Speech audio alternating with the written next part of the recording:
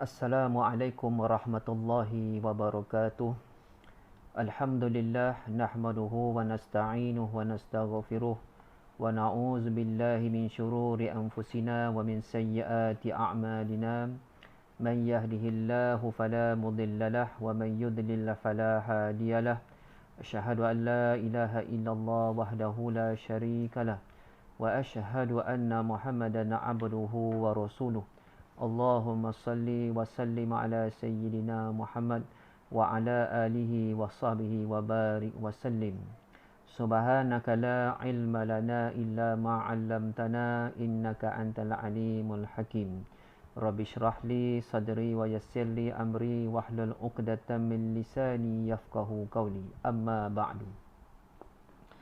Warga semesta yang dirahmati Allah Subhanahu wa taala, pertama-tamanya dan selamanya, marilah kita memanjatkan kesyukuran kehadrat Allah Subhanahu wa taala kerana dengan izin dan limpah kurnia-Nya kita diberikan kesempatan untuk bersua secara dalam talian dalam slot Bini Insan pada hari Jumaat yang mulia lagi diberkati ini.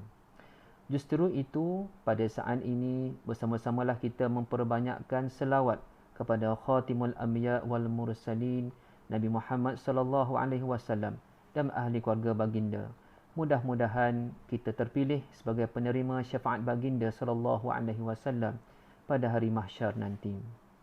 Warga semesta yang dikasihi, diharapkan semuanya berada dalam keadaan sihat wal afiah agar kita dapat melaksanakan apa yang difardukan oleh Allah Taala ke atas diri kita. Di samping itu dan sebagai peringatan, patuhilah SOP dan arahan pihak berkuasa dalam memerangi dan membasmi wabak virus COVID-19 ini yang masih lagi berleluasa di negara kita. Pada slot Bini Insan pada pagi ini, Ustaz akan berkongsi huraian ringkas keseluruhan Surah Al-Kahfi daripada sebuah kitab tafsir, iaitu Tafsir Pimpinan Ar-Rahman kepada Pengertian Al-Quran, yang diterjemah dan diberi penjelasan oleh Syekh Abdullah bin Muhammad Basmih rahimahullah, yang diterbitkan oleh JAKIM, dan seterusnya. Ustaz akan membaca 10 ayat pertama daripada surah Al-Kahfi dan diikuti dengan 11 ayat terakhir daripada surah ini, insya-Allah. Warga semesta yang dirahmati Allah Subhanahu wa taala, sebagai mukaddimah ataupun dalam surah Al-Kahfi, surah ini diturunkan di Mekah, mengandungi 110 ayat, dinamakan surah Al-Kahfi yang bermaksud gua, kerana memperihalkan penghuni gua yang disebutkan pada ayat 9 hingga 26 surah Al-Kahfi. Menurut Syekh Abdullah Basmih, terdapat 7 intisari ayat dalam surah Al-Kahfi ini, di mana intisari yang pertama, surah ini menerangkan kebenaran Al-Quran dalam menegaskan akan dasar tauhid serta mendedahkan kesesatan kaum kafir yang mendakwa secara dusta bahawa Allah Ta'ala itu beranak pinak. Bagi menjawab pertanyaan ini, kaum kafir kepada Nabi Muhammad sallallahu alaihi wasallam yang hendak menguji akan kebenaran kerasulan Nabi sallallahu alaihi wasallam, Allah Ta'ala telah menceritakan perihal Ashabul Kahfi yang sebenarnya mereka ialah serombongan anak-anak muda yang beriman yang telah melarikan diri ke sebuah gua untuk beribadat kepada Allah Subhanahu wa taala dengan bebasnya, kerana raja mereka yang kafir menindas orang-orang yang beriman. Sementara intisari yang kedua pula kemudian diterangkan, sungguh pun kisah mereka itu, iaitu Ashabul Kahfi, menakjubkan kerana mereka telah ditidurkan di dalam gua itu selama 309 tahun, lalu dibangkitkan dalam keadaannya yang asal, sebagai salah satu tanda yang membuktikan kekuasaan Allah Subhanahu wa taala. Tetapi kejadian langit dan bumi serta segala isinya yang telah dijadikan oleh Allah Taala itu lebih menakjubkan lagi. Intisari yang ketiga pula, selepas itu Allah Taala memerintahkan Nabi Muhammad sallallahu alaihi wasallam dan umatnya supaya sentiasa membaca Al-Quran, dan menurut ajarannya tiada siapa pun yang dapat mengubah apa yang telah ditetapkan dan dijanjikannya. Jika ada yang engkar, maka orang itu tidak akan terlepas dari hukuman Allah yang menguasai segala-galanya. Seterusnya, intisari yang keempat, setelah mengemukakan misalan dan perbandingan orang kafir dan orang yang beriman, dan mengenai kehidupan di dunia yang pada mulanya berkembang biak tetapi akhirnya akan lenyap jua.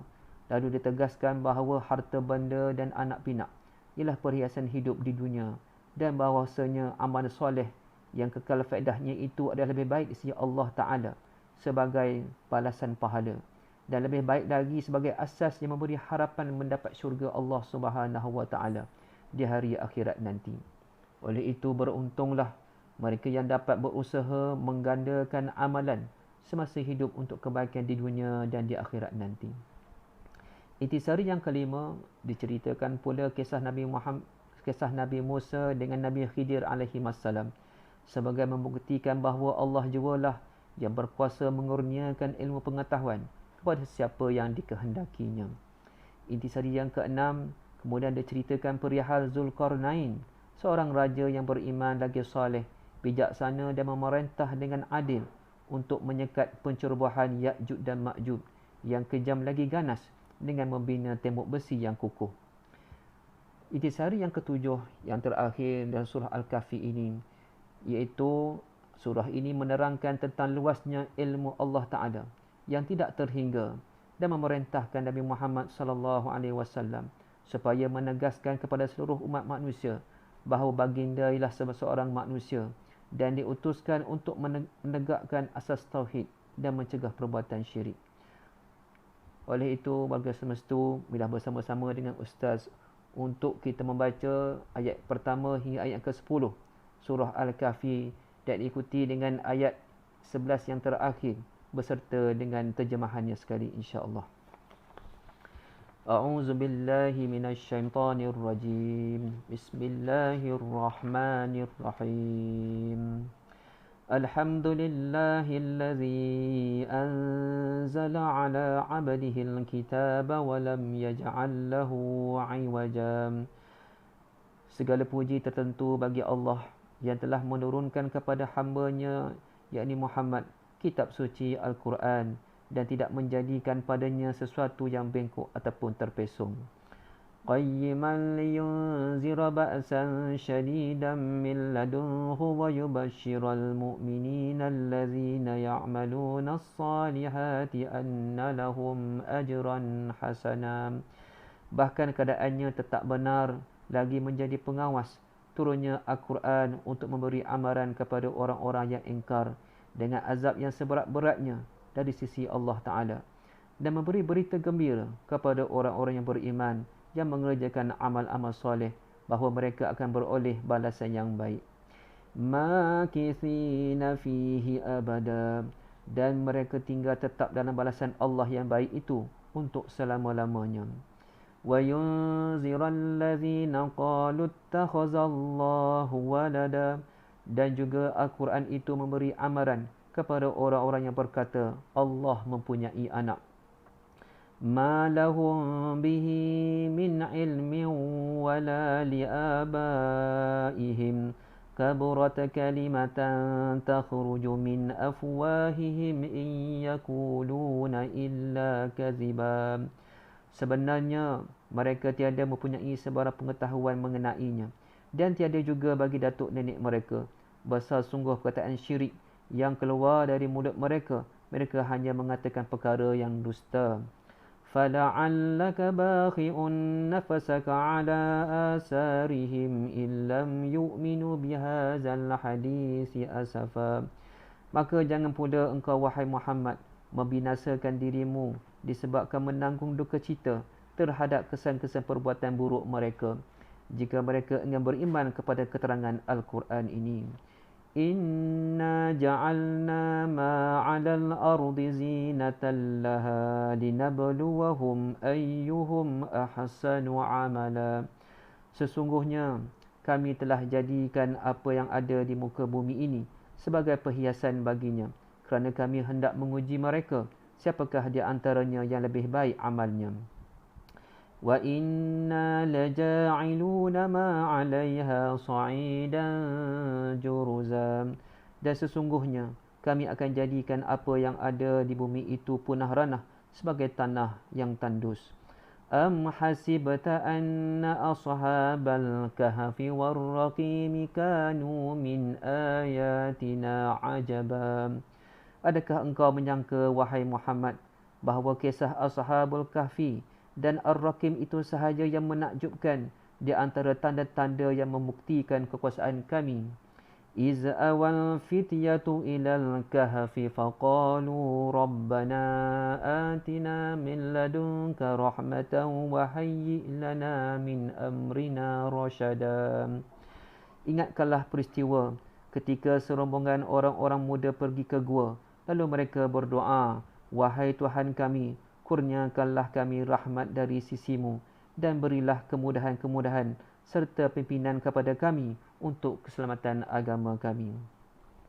Seterusnya 11 ayat yang terakhir pada surah Al-Kahfi. Wa aradna jahannama yawma idzil lil kafirina 'arda. Dan kami perlihatkan neraka Jahannam pada hari itu kepada orang-orang kafir dengan pendedahan yang jelas lagi nyata.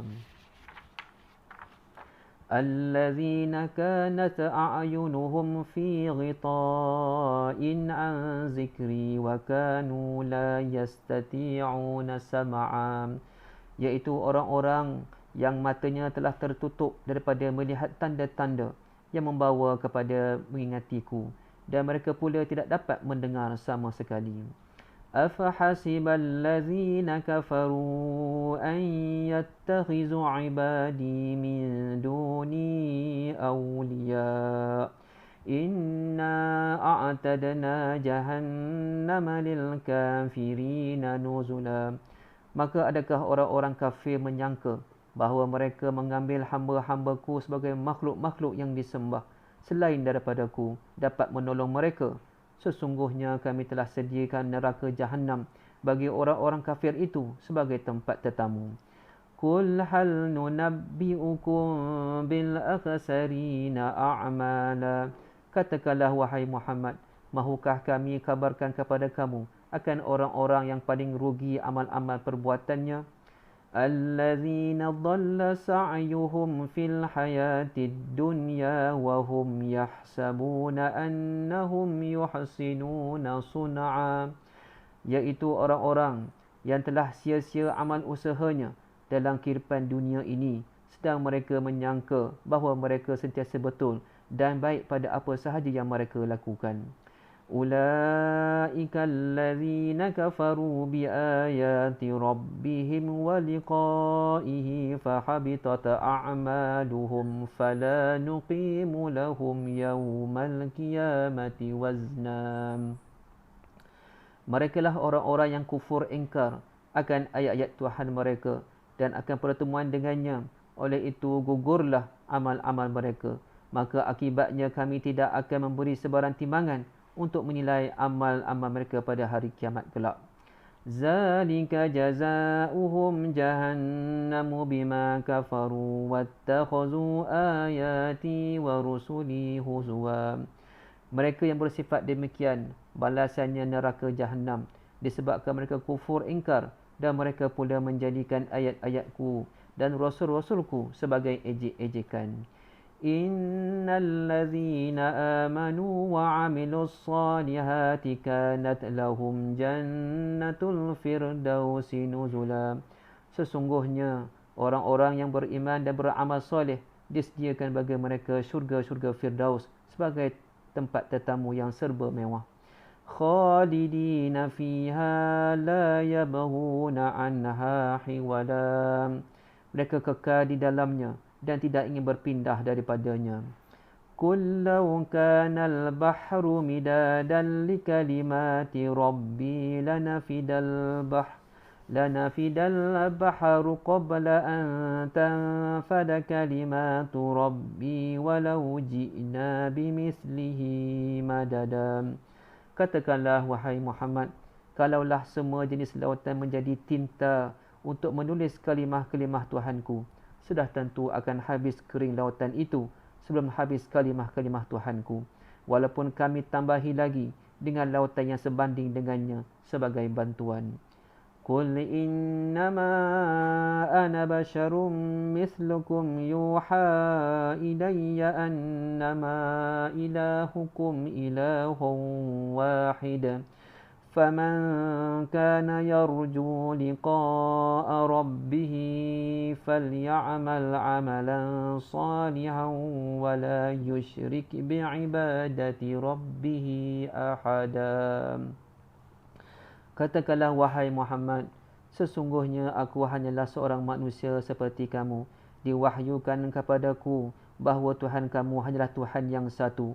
Oleh itu, sesiapa yang percaya dan berharap akan pertemuan dengan Tuhannya, hendaklah ia mengerjakan amal yang soleh dan janganlah ia mempersekutukan sesiapa pun dalam ibadatnya kepada Tuhannya. Sadaqallahul Azim. Alhamdulillah, selesai sudah bacaan 10 ayat terawal surah Al-Kahfi dan 11 ayat yang terakhir pada surah ini. Dan kita dapat mentadabbur terjemahan ayat-ayat tersebut. Semoga kita mendapat ganjaran pahala daripada amalan tersebut dan dikurniakan keampunan serta kerahmatan daripada Allah Subhanahu Wa Taala hendaknya.